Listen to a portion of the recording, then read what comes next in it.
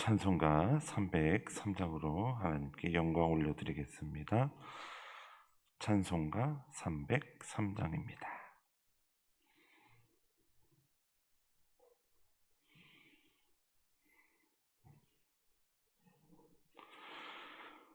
날 위하여 십자가에 중한 고통 받으사 대신 죽은 주 예수의 사랑하신 은혜여, 보배로운 피를 흘려 영영 죽은 죄에서 구속함을 받은 우리 어찌 찬양할까. 예수 안에 있는 우리 한량없이 즐겁고 주 성령의 위로함이 마음속에 차도남의 천국 음악 소리 같은 은혜로운 그 말씀 끊임없이 듣는 우리 어찌 찬양 안 할까. 이 세상에 모진 풍파 쉬지 않고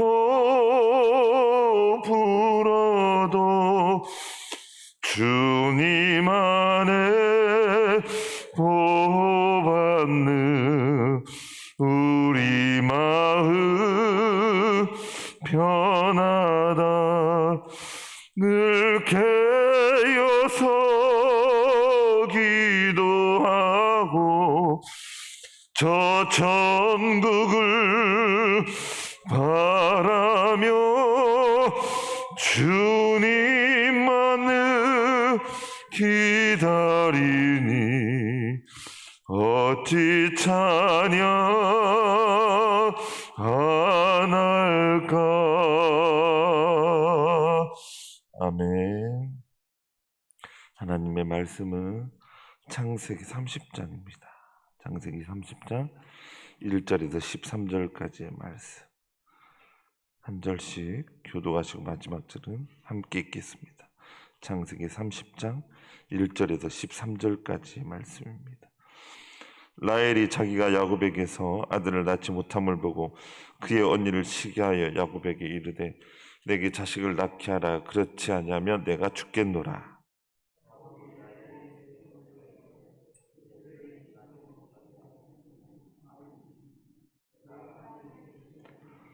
라헬이 이르되 내 여종 비라에게로 들어가라. 그가 아들을 낳아 내 무릎에 두리니 그러면 나도 그로 말미암아 자식을 얻겠노라 하고,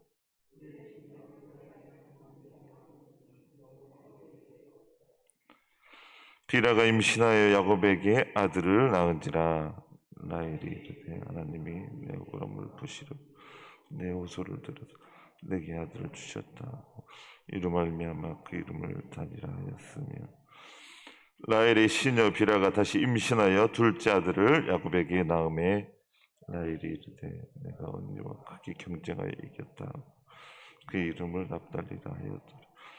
레아가 자기의 출산이 멈춤을 보고 그 시녀 비라를 실바를 데려다가 야곱에게 주어 아내로 삼게 하였더니 레아의 시녀 비라가 야곱에게서 아들을 낳아 레아가 이르되 복되도다 하고 그의 이름을 가시라 하였으며, 레아의 시녀 비라가 둘째 아들을 야곱에게 낳아 레아가 이르되 기쁘도다. 모든 딸들이 나를 기쁜 자라 하리로다 하고 그의 이름을 아셀이라 하였더라. 아멘. 할렐루야. 오늘도 예배를 드리신 모든 성도님들이 하나님의 놀라운 복과 은혜가 함께 하시기를 원합니다. 1절에서 2절 말씀을 제가 읽어보겠습니다. 라헬이 자기가 야곱에게서 아들을 낳지 못함을 보고 그의 언니를 시기하여 야곱에게 이르되 내게 자식을 낳게 하라. 그렇지 않으면 내가 죽겠노라. 야곱이 라헬에게 성을 내어 이르되 그대를 임신하지 못하게 하시는 이는 하나님이시니 내가 하나님을 대신하겠느냐. 이렇게 말씀하고 있습니다. 라헬은 자식이 없음으로 인하여 언니를 시기하게 됩니다. 그런데 언니는 자식이 있고 동생인 라헬은 자식이 없다면 인간인지라 시기, 질투의 마음이 생길 수도 있을 것이라고 생각합니다. 우리가 그런데 작은 일에도 아주 사소하거나 작은 것에도 시기, 질투를 갖는 것은 그리 좋은 것이 아니라고 생각합니다. 그렇기 때문에 나의 모습을 살펴봤을 때 작은 것에도 사소한 것에도 시기, 질투의 마음이 일어나고 그런 모습이 발견된다면 꼭 하나님께 기도하셔서 치유받고 웬만한 일에는 이런 일이 없어야, 이런 마음이 없어야 삶의 평강이 유지되고 잔잔할 것입니다. 하지만 언니는 자식이 있는데 나는 자식이 없다면, 자식을 갖고 싶은 사람이라면 마음에 시기, 질투가 생길 수 있습니다.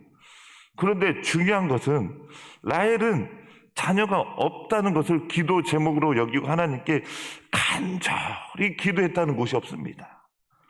그리고 자신의 시기, 질투의 마음을 가지고 그대로 인간적인 방법을 표출합니다. 라헬은 자식이 없으니 자식을 낳게 하지 않으면 죽겠다고 고백합니다. 라헬의 마음이 힘들 것이란 것은 이해가 됩니다. 그런데 라헬에게 하나님을 제대로 믿는 믿음이 없으니 하나님만 믿는 믿음이 없었던 것을 또한 나중에 발견하게 되는데 자식이 없는 것을 해결할 방법이 없으니 죽겠다고 고백하는 것입니다. 성도님들은 너무 감사해야 될 것이 있다면, 부족한 것이 있다면, 또한 채워야 될 것이 있다면 살아계신 하나님, 오직 주님께 기도할 수 있으니 얼마나 감사한지 모릅니다. 라헬이 살던 밧다나람 지역은 우상으로 가득한 지역이었습니다. 라헬도 그 영향을 받았을 것이라고 생각되고 야곱으로 인해 하나님을 알고 믿었지만 오직 하나님만 믿는 믿음이 아니었으므로 인해 제대로 믿는 믿음이 아니었으므로 하나님께 제대로 기도하지 못하고 야곱 탓하다가 죽겠다고 말하는 것입니다. 라헬이 자식이 없었던 것으로 어느 정도 그것 때문에 시기 질투하는 것은 이해가 됩니다. 하지만 저희는 부족하고 없는 것이 있더라도 시기 질투가 생길 수밖에 없는 상황이더라도 그것을 인간적인 술수나 혹은 죄된 방법으로 성취하려 하지 말고 하나님께 간절히 기도로 구하시는 성도님들 다 되시기를 간절히 축복하며 소망합니다. 우리의 삶에 있어서 우리의 삶에 잘못했던 것들, 죄들이 모두 우리가 삶에서 잘못했던 것들이 모두 부메랑으로 되돌아오는 것은 아닙니다. 우리가 죄를 짓고 잘못했던 것들이 모두 부메랑으로 되돌아오는 것은 아니지만 하지만 어느 때는 내가 했던 죄나 잘못이 부메랑이 되어 어느 때는 더 큰 부메랑이 되어서 되돌아오기도 한다라는 것입니다. 그래서 이런 말이 있습니다. 남의 눈에 눈물 나게 하면 자기 눈에 피눈물 난다. 꼭 맞는 말은 아니지만 맞는 경우가 있다라는 것입니다. 리브가와 야곱이 이삭과 에서의 눈에 눈물 나게 했습니다. 물론 에서의 잘못이 없는 것은 아닙니다. 하지만 야곱과 리브가는 철저히 계획된 속임수로 이삭과 에서의 눈에서 눈물 나게 하고 하나님께서 일하시기 전에, 역사하시기 전에 악을 행하였다가 리브가도 야곱도 순탄대로가 아닌 파란만장한 삶, 고통의 삶, 야곱의 말을 빌리면 험악한 세월을 보냈다고 고백하는 것을 보게 되는 것입니다. 중범죄를 하나님께서 얼마나 중하게 보시는지 알 수 있는 것입니다. 그리고 라헬은 1절에 보면 야곱에게 이르되 내게 자식을 낳게 하라. 그렇지 아니하면 내가 죽겠노라.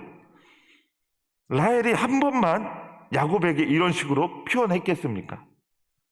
몇 달간 조용히 있다가, 몇 주간 조용히 있다가, 어쩌다가 딱 한 번 야곱에게 계속 잘하다가 몇 주, 몇 달 만에 딱 한 번 이렇게 야곱의 마음을 상심하게 만들었을까요? 라헬이 죽겠다고 말할 정도면 어떤 여건만 조성이 되고 만들어지면 야곱을 이런 식으로 상심하게 만들었을 것이 다분한 것입니다. 그리고 야곱이 2절에 성냈다는 것을 보면 라헬이 딱 한 번만 어쩌다가 이렇게 말했을 때 성낸 것이 아니라 야곱이 참다가 성내었을 것이라는 것을 알 수가 있는 것입니다. 왜냐하면 야곱은 내성적인 면이 강했던 사람이었기 때문에 그렇습니다. 라헬이 자녀가 없음으로 인해, 그리고 언니를 시기 질투함으로 야곱을 많이 괴롭혔다는 것을 우리가 생각해 보게 되는 것입니다. 그리고 리브가에 대한 말씀은 나와 있지 않지만 리브가도 하나님 앞에 악을 행함으로 인해 이삭과 에사에게 행한 중대한 악행으로 인해 분명 어떤 어려움을 겪고 있을 것이라는 것입니다. 이 일을 계획한 사람이 리브가이기 때문에 그렇습니다. 우리의 죄와 잘못이 모두 부메랑으로 되돌아오는 것은 아니지만 어떤 것들은 부메랑이 되어서 되돌아오는 것, 그리고 어떤 경우는 더 큰 부메랑이 되어서 되돌아올 수도 있다라는 것을 성경에서 보게 되는 것입니다. 야고보서 1장 15절 말씀 보면 욕심이 잉태한 즉 죄를 낳고 죄가 장성한 즉 사망을 낳느니라. 내가 지은 어떤 죄가 더 커져서 나에게 사망을 만들어 버렸다는 것입니다. 죄가 더 커져서 꼭 사망이 아니더라도 어떤 고통을 만들어 내었다라는 것입니다. 다윗이 우리아의 아내 밧세바를 취하고 치밀하게 계획해서 우리아를 죽였는데 사무엘하 12장 10절에서 12절 말씀 보면 이렇게 말씀하고 있습니다.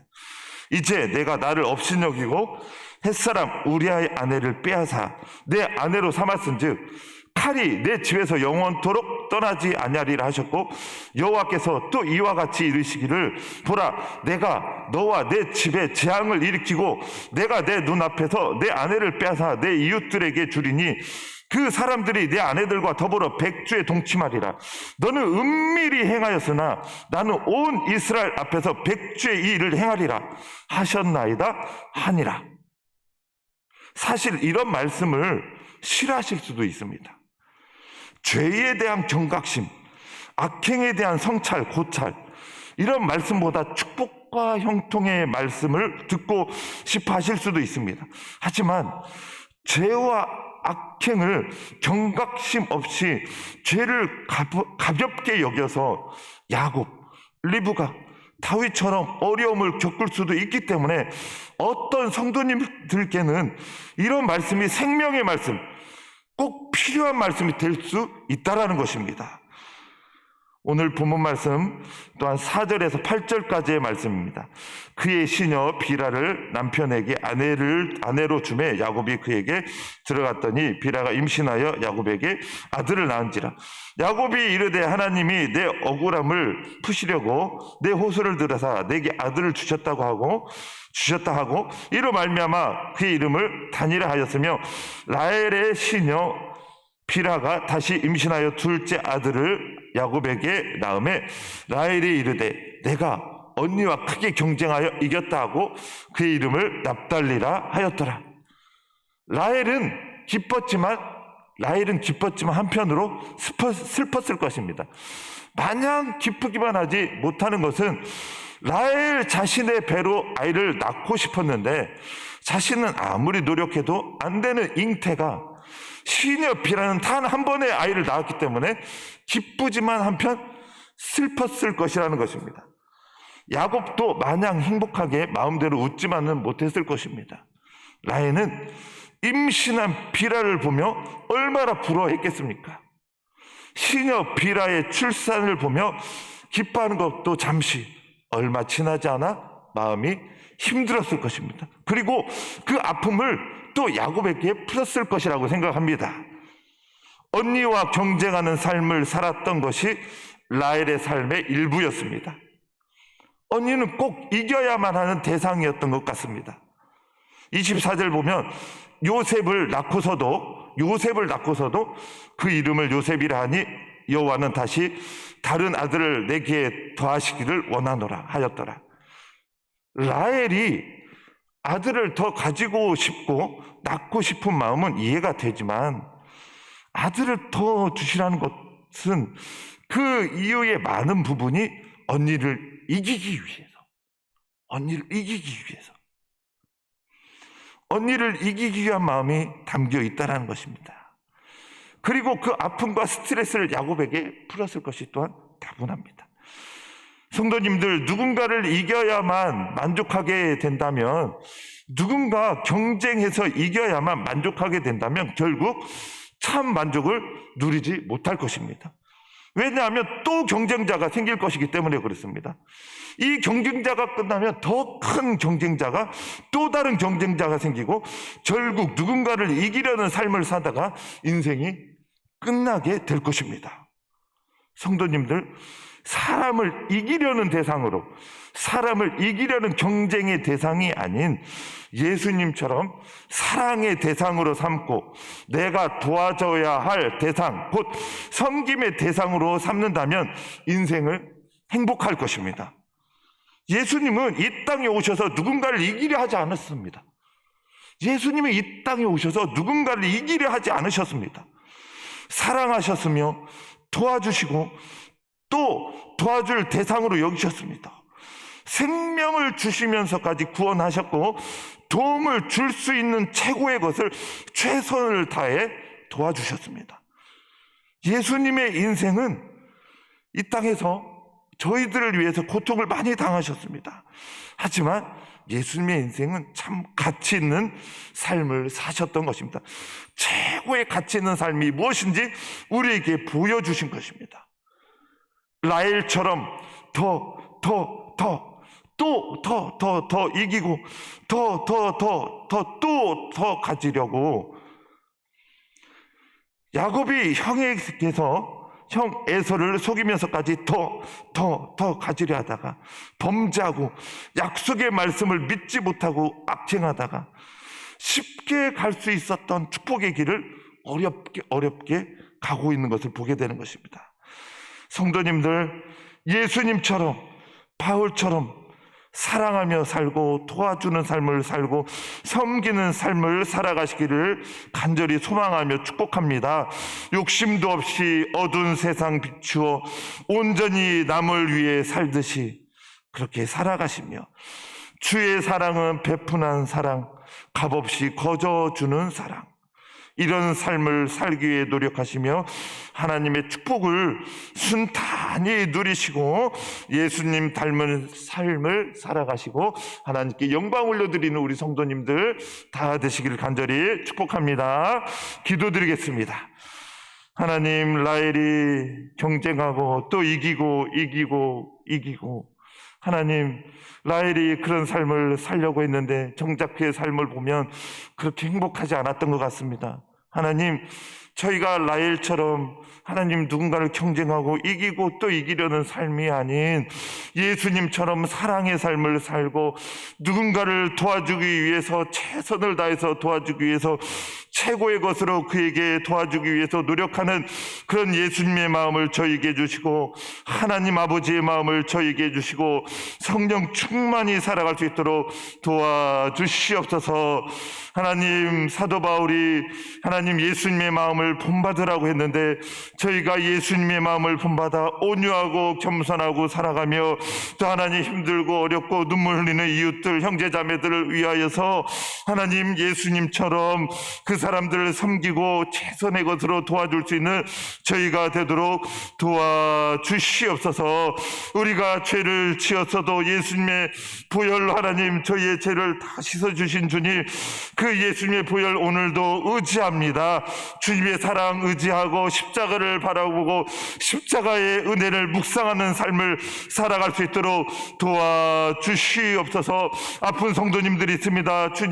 주님의 능력의 손으로 하나님, 주님의 의로운 팔로 하나님 어루만져 주시고 깨끗하게 치유되게 하여 주시옵소서. 그래서 외양간에서 하나님 뛰어나온 사슴과 같이 기뻐 뛰노는 하나님 우리 성도님들 될 수 있도록 아픈 성도님들을 주님께서 주님의 능력의 손으로 어루만져 주시고 치료의 손길로 어루만져 주셔서 깨끗하게 치료되는 역사가 있게 하여 주시옵소서.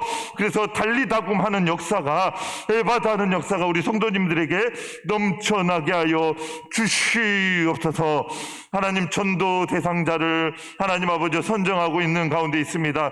하나님 아버지여, 주님께서 하나님 감화 감동하여 주셔서 하나님 전도 대상자를 하나님 선정하여서 하나님 또한 전도하고 복음을 전하여서 하나님께 영광 올려드리는 우리 성도님들 다 될 수 있게 하여 주시고 주님 앞에 별과 같이 빛나는 상급을 다 받게 하여 주시옵소서. 주님 오실 날이 가깝다고 하는 이때에 저희가 더 거룩한 신부로, 깨끗한 신부로, 정결한 신부로 서기 위해서 오늘의 삶 속에서도 예수님 닮은 삶을 살아가며 하나님 성령 충만히 하나님 행하도록 성령 충만하여서 주님께서 원하시는 삶을 살아가는 저희가 다 되어서 주님 앞에 섰을 때에 착하고 충성된 종이라는 칭찬을 모두 듣는 저와 우리 성도님들 다 되게 하여 주시옵소서. 감사드렸고 예수님의 이름으로 기도드렸습니다. 아멘. 하늘에 계신 우리 아버지의 이름을 거룩하게 하시며 아버지의 나라가 오게 하시며 아버지의 뜻이 하늘에서와 같이 땅에서도 이루어지게 하소서. 오늘 우리에게 일용할 양식을 주시고 우리가 우리에게 잘못한 사람을 용서하여 준 것 같이 우리 죄를 용서하여 주시고 우리를 시험에 빠지지 않게 하시고 악에서 구하소서. 나라와 권능과 영광이 영원히 아버지의 것입니다. 아멘.